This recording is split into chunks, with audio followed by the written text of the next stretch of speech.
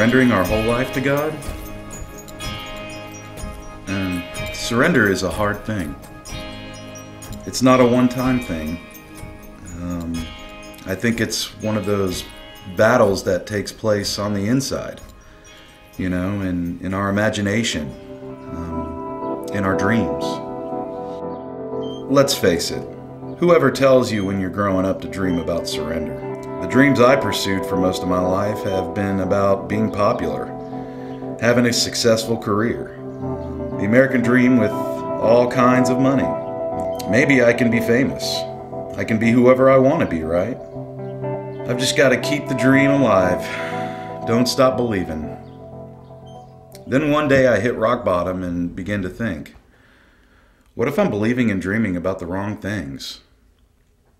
How can my life be right on the outside if I'm pursuing the wrong things in my imagination?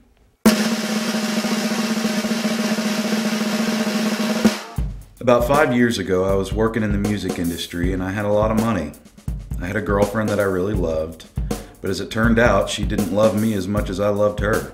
So she left me, and I was devastated. The alcohol and the drugs did not seem to help anymore, and I started to struggle with depression. I just didn't feel like I was good enough to be accepted by anyone. I ended up losing my job, and I just felt so rejected and unworthy. My dreams were not coming true. Then my sister died, and I was angry. I struggled for a long while, but then something happened. I remember I couldn't even get out of my bed. I had to move back into my parents' house.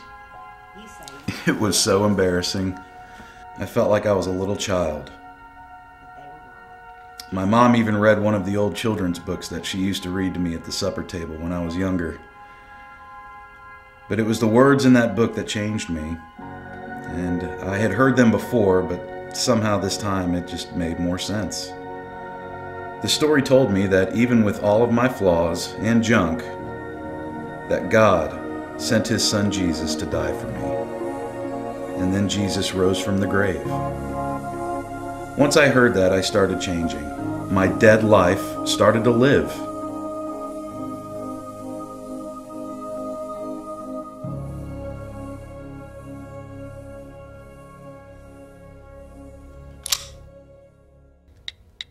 One day after things got better, I started reading the Bible. I remember that it was hard to understand, so I reached out for help.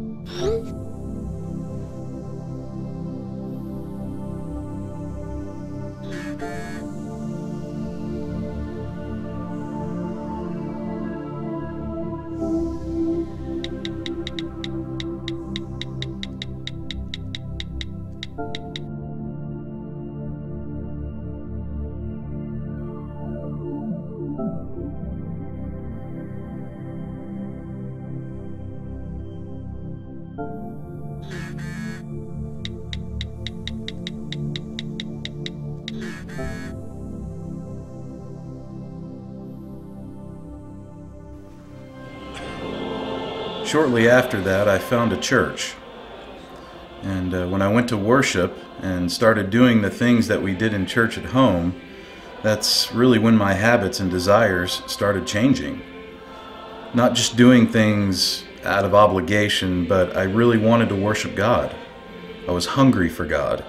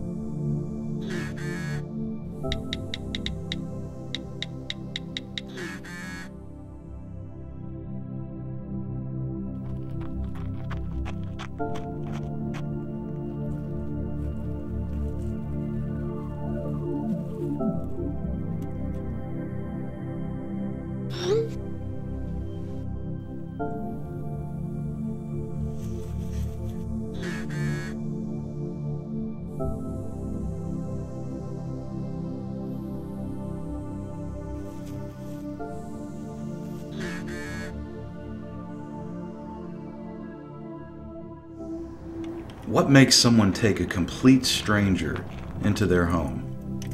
How can she do that? I was confused about this for a while, and then I remembered what she said. Worship is what changes us. It was worship that had made her into a person that could reach out to a little lost girl.